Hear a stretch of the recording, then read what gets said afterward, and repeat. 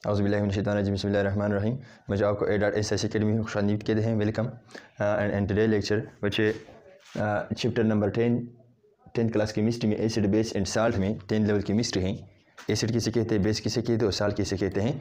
तो थोड़े बहुत इसकी इंट्रोडक्शन करते हैं और फिर बच्चों हम इंट्रोडक्शन के बाद हर एक जो एसिड है और बेस है इसके बारे में 10 क्लास केमिस्ट्री में अर्हीनियस कंसेप्ट है, लोरी ब्रोंस्टेड है एंड ल्यूइस कंसेप्ट है, इसको भी डिटेल से पढ़ते हैं। और बच्चों हम साल्ट की भी थोड़ी बहुत यहाँ पर इंट्रोडक्शन करते हैं, इसकी केमिकल कंपोजिशन क्या है, इसकी टाइप्स क्या है, एसिडिक साल्ट किसे कहते हैं, बेसिक साल्ट किसे कहते हैं, इसकी रिएक्शंस वगैरह बच्चे इसकी प्रिपरेशन, ये सारे हम डिटेल से इस चैप्टर में पढ़ेंगे। सो लिहाजा सबसे पहले बच्चों एसिड क्या है, तो एसिड हमारे पास क्या है, एसिडस, ये लफ्ज़ लैटिन वर्ड से निकला है बच्चों, लैटिन वर्ड से निकला है जिसका ये क्या है, एसिडस, लैटिन वर्ड एसिडस से निकला है। एसिडस का मतलब क्या है, सॉर टेस्ट, सॉर टेस्ट। तो लैटिन एसिड का जो लफ्ज़ है बच्चों एसिडस लफ्ज़ से निकला है और एसिडस लफ्ज़ किस ज़ुबान का दकम जब लफ्ज़ दें। तो बच्चों ये जो लफ्ज़ हैं ये बच्चों लैटिन लैंग्वेज से लिया गया है एसिडस, और इस एसिडस लफ्ज़ का इंग्लिश में जो मीनिंग है बच्चों क्या है, इंग्लिश में इसका मीनिंग है सॉर टेस्ट। एसिड बच्चों according to the Latin peoples, सबसे पहले जो एसिड्स पढ़ते थे या एसिड की बात करते थे तो लतीनी लोग कहते थे कि बच्चों क्या है, हमारे पास वो सब्सटेंसेस या वो केमिकल जिसका टेस्ट क्या हो, सॉर हो, त्रुश, जिस तरह के लेमू हैं, ऑरेंज हैं एट्सेट्रा, ये क्या है बच्चों, ये त्रुश सा होता है। या आपने बच्चों बैटरी के टर्मिनल से अगर आप आपकी उंगलियां टच कर लें, आप तजुर्बा भी कर सकते हैं बैटरी के जो टर्मिनल है, और फिर इस तरह छुए तो आपको त्रुश सा महसूस होगा क्योंकि ये क्या है, एसिड है बैटरी में। सो लिहाजा the taste of acid is sour, हमारे पास एसिड की जो टेस्ट है तो क्या है, सॉर है बच्चे, ये क्या है, त्रुश है। सॉर का मतलब क्या है, त्रुश, क्या है, त्रुश। इसी तरह एक्शन ऑन लिटमस पेपर। सो बच्चों एसिड जो हमारे पास क्या है, एसिड टर्न, इसको हम किस तरह याद करते हैं, हमारे पास क्या है, लिटमस पेपर बच्चों एक ख़ास पेपर होती हैं। ये इस तरह नहीं है कि जो हमारे नोटबुक की पेपर होती हैं, ये एक पेपर होती है, कागज़ होती हैं, और हमारे पास कागज़ पर केमिकल लगे होते हैं। ऐसे केमिकल लगे होते हैं कि जब हम एसिड या बेस में इसको डबोएं तो इसको ऑक्सीडाइज या रिड्यूस करते हैं। ऑक्सीडेशन रिडक्शन किसे कहते हैं फिर हम डिस्कस करेंगे, बस इसमें ख़ुद को कंफ्यूज न कर लें। इसके बाद सिंपल अल्फाज में अगर मैं कह दूं, जब हमारे पास पेपर हैं इस पर केमिकल लगे होते हैं और जब इसके साथ एसिड है या बेस हैं, तेज़ाब है या असास होते हैं, अपनी अपनी फितर के मुताबिक रिएक्शन करते हैं बच्चे, और अपनी फितर के मुताबिक जब इसके साथ रिएक्शन कर लेती है इस पेपर पर जो केमिकल छपके होते हैं तो इसकी कलर चेंज हो जाती हैं। और इसी कलर चेंज की वजह से बच्चों हम क्या कह सकते हैं, किसी भी सोल्यूशन को अगर हमें एक क्लियर कंटेनर मिल जाए कि ये एसिड या बेस हैं, तो इस पेपर की डिप होने की वजह से जब इसके बाद ये कलर चेंज कर लेती हैं तो बच्चों इस कलर से हम जानते हैं कि भाई ये एसिड हैं या बेस है। तो पीच पेपर बच्चों हम जब एसिड में डाल दें या बेस में डाल दें तो ये कलर चेंज करते हैं। तो हमारे पास पीच पेपर ख़ास पेपर होते हैं, लेब में मिलती हैं। जब हमारे पास क्या है, ये वो पीच पेपर किसी क्लियर सोल्यूशन में हम रख लें और ये क्या है, एसिड हमारे पास क्या है, turn blue litmus paper into red. तो बाज़ औक़ात क्या है बच्चों, ये इंसान से भूल जाते हैं कि भाई acid turn blue litmus paper into red या acid turn red litmus paper into blue. तो अल्फ़ाबेटिकली याद कर ले। अल्फ़ाबेटिक्स में एसिड का जो लफ्ज़ है किससे स्टार्ट होता है, एसिड ए से स्टार्ट होते हैं, फिर टर्न चेंज करते हैं, एसिड या बेस दोनों लिटमस पेपर को चेंज करते हैं, तो फिर रेड सबसे पहले अल्फ़ाबेटिकली आते हैं या बी। सो ए बी, ए के बाद बी है, सो लिहाजा बी। तो हमारे पास क्या है, पहली ए, फिर क्या है, B. So acid turn blue litmus paper into क्या है, रेड है, acid turn blue litmus paper into red. So लिहाजा इसको अल्फ़ाबेटिकली याद कर ले, A turn blue into red. हमारे पास अगर ब्लू लिटमस पेपर हम एसिड में डाल दें तो क्या होगा बच्चों, ये हमारे पास चेंज कर जाएगा इनटू रेड। हमारे पास दो तरह की लिटमस पेपर होती है, एक का कलर रेड होता है, येलो सा होता है, और एक की क्या होती हैं बच्चों, ब्लू होती हैं। जब भी हम एसिड्स में ये ब्लू पेपर रख लेते हैं तो इसकी कलर सुर्ख हो जाती हैं, तो हमें पता चल जाता है कि भाई ये क्या हैं, ये एसिड्स हैं। सो लिहाजा अगर फिर इसी एसिड में बच्चों हम वही रेड वाला जो पेपर हैं हमारे पास जो मौजूद होते हैं एसिड में डाल दे तो एसिड इस पर कोई असर नहीं पड़ता, ये बेस में फिर चेंज होते हैं, इसको डिस्कस करेंगे।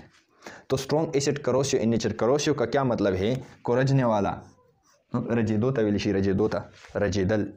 सो करोसिव इन नेचर मतलब डिस्ट्रक्टिव इन नेचर। हमारे पास जो स्ट्रॉन्ग एसिड होते हैं, लेट्स सपोज आपकी बैटरी में जो तेज़ाब होते हैं आपने नोटबुक पर थोड़े बहुत पोर्शन में डाल दे तो 2-3 दिन में जब वो नोटबुक पर आप ले लेते हैं तो फिर ये क्या होगा, इस तरह कोरोड होगा, कोरोजन इसकी होगी, ये ख़त्म हो जाएगी। सो लिहाजा ये तो डाइल्यूट हैं। अगर हम स्ट्रॉन्ग एसिड किसी चीज़ पर डाल दें, जिस तरह की मूवी में बताते हैं कि लोगों के चेहरों पर वो डाल देते हैं तो सारा वो गोश्त ख़राब हो जाते हैं, तो क्या है, ये करोसिव इन नेचर है। करोसिव का क्या मतलब है, डिस्ट्रक्टिव इन नेचर है। तो ये स्किन, कपड़ा, क्लोथेज, वुड वगैरह हर चीज़ को जो ऑर्गेनिक मैटर हैं वो क्या हैं, ये डिस्ट्रक्ट करते हैं। तो इसलिए स्ट्रॉन्ग एसिड को वो जो बाज़ार में आप आम तौर पर नहीं ख़रीद सकते, क्योंकि ये बहुत क्रिमिनल काम के लिए भी इस्तेमाल होती हैं। जिस तरह के मूवी में वो दिखाते हैं कि लड़कियों पर या किसी और पर क्या है वो डाल देते हैं तो लड़की का खूबसूरत चेहरा जो होते हैं वो डिस्ट्रक्ट कर लेते हैं। तो इसी तरह मर्द पर डाल देते हैं या किसी दुश्मन पर वो डाल देते हैं तो क्या है, इसकी चेहरा आंखें सारे बिगड़ जाते हैं। तो क्या है, ये बिगड़ने वाला है अगर स्ट्रॉन्ग है। तो लिहाजा स्ट्रॉन्ग एसिड आप बाज़ार में बासानी नहीं ख़रीद सकते हैं। आप जब स्ट्रॉन्ग एसिड ख़रीदते हैं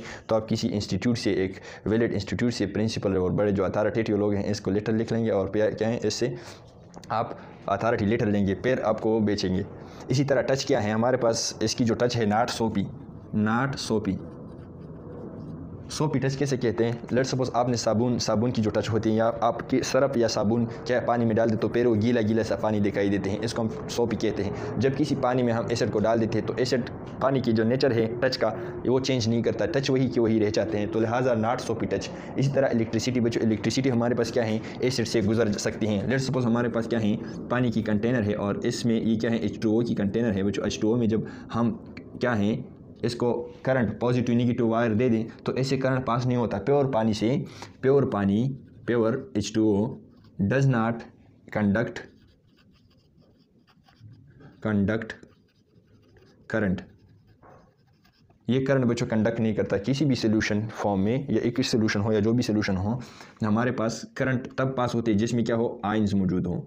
करंट पास करने के लिए सोल्यूशन फॉर्म में आयंस का होना ज़रूरी है, पॉजिटिव नेगेटिव आयंस ज़रूरी मौजूद होना चाहिए किसी भी सोल्यूशन से जब करंट पास होती है। तो लिहाजा प्योर पानी में आयंस नहीं होता, बहुत नेग्लिजिबल होता है, तो इससे करंट पास नहीं होता। जब भी हम बच्चों क्या है एसिड इसमें डाल दे, मिसाल HCl की ले लेते हैं, ये एक तेज़ाब है बच्चों, हमारे पास क्या है, ये पानी में H पॉजिटिव आयन दे देती है और Cl नेगेटिव आयन दे देती है। सो लिहाजा H पॉजिटिव और इस नेगेटिव आयन की वजह से जब पानी में आप एसिड डाल दें और फिर इसमें उंगलियाँ आप दबोए तो आपको इस तरह शेवरिंग महसूस हो जाएगा, या को पकड़ेगा, फिर ये पानी करंट पास करेगा, या आप इस पर लाइट रख दें तो वो लाइट जलेगा। सो लिहाजा it can conduct electricity in aqueous solution.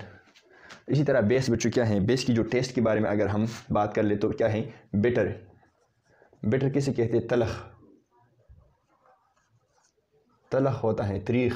जिस तरह की साबुन, अगर आप कपड़े की साबुन को टच कर ले ज़ुबान से तो इसका एक ख़ास तरह तलख सा जायका होता है। एक तलख जायका चिलीज़ मिर्च का होता है और एक साबुन का होता है। तो ये इसकी जो टेस्ट होती है बच्चे साबुन की तरह होती हैं और ये साबुन में भी इस्तेमाल होते हैं ये बेस। तो इसका जो टेस्ट है बच्चों बेटर होती हैं तलख। ये फिज़िकली अगर हम इसकी खुसूसियात देख ले टेस्ट का, फिज़िकल जो टेस्ट है इसका ये बच्चों बेटर हैं, तलख हैं। और इसी तरह लिटमस पेपर की जो हैं हमारे पास क्या है, ये बेस हमारे पास क्या है, टर्न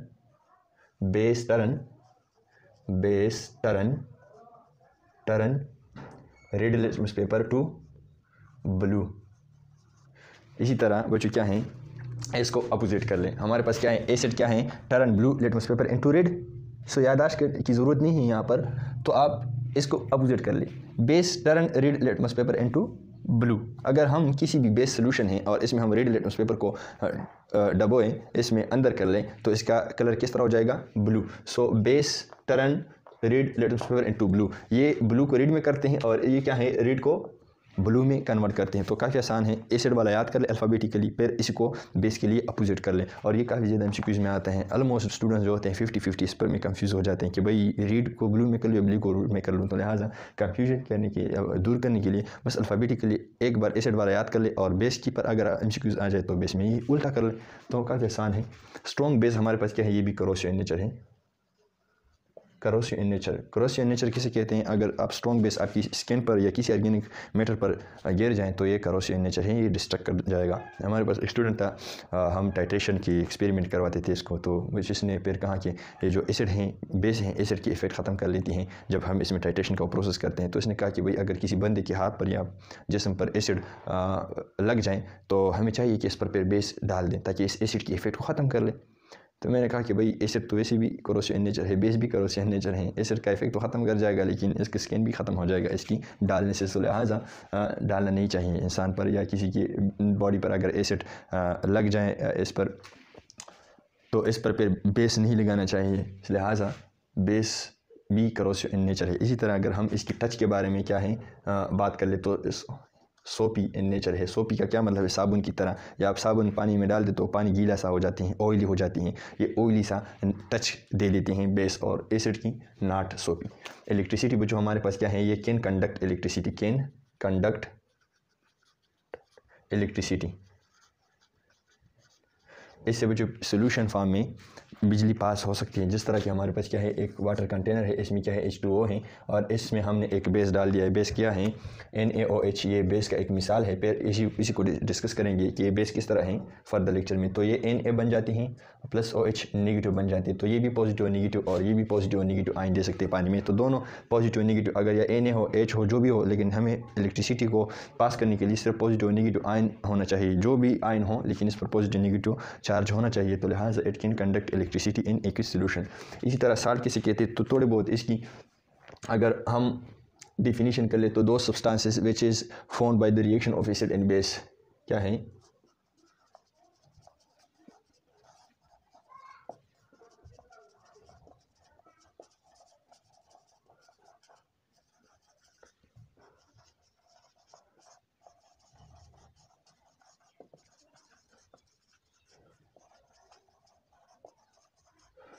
एसिड और बेस की रिएक्शन से बच्चों जो केमिकल बनते हैं इसको हम साल्ट कहते हैं, और इस रिएक्शन को हम न्यूट्रलाइजेशन रिएक्शन भी कहते हैं। इसको डिटेल से बच्चों पढ़ेंगे। क्या है? HCl है और हमारे पास क्या है? NaOH है। तो हमारे पास यहाँ पर क्या बनता है? NaCl बनता है प्लस H2O बनते हैं। तो हमारे पास न्यू जो बन गया है, ये एक्विस सोल्यूशन में ये रिएक्शन होता है। एक्विस सोल्यूशन में पानी में ये रिएक्शन होता है। जब हम पानी के कंटेनर में डालते हैं यहाँ पर ये रिएक्शन होता है। तो इसमें क्या बन गया है? NaCl, sodium chloride. तो ये एसिड है और ये बेस है। एसिड और बेस ने आपको न्यूट्रलाइज किया और यहाँ पर क्या बनाया? सोडियम क्लोराइड बनाया। इसको डिटेल से बच्चों पढ़ेंगे, यहाँ तक काफ़ी हैं। तो थोड़ी बहुत डिफिनीशन के बारे में हम पढ़ चुके हैं कि वो सब्सटेंस जो एसिड और बेस की रिएक्शन से बन जाए इसको हम क्या कहते हैं? साल्ट कहते हैं, नमक। सोडियम क्लोराइड टेबल साल्ट जो बन गया है HCl और NaOH की रिएक्शन से। तो लिहाजा एसिड क्या है, बेस क्या है और साल्ट क्या है, थोड़ी बहुत इंट्रोडक्टरी से हमने यहाँ पर पढ़ लिए हैं। इसको डिटेल से इस लेक्चर में हम आगे पढ़ेंगे। Thank you very much for watching this lecture. अपने भाई को दुआ में याद रखिएगा।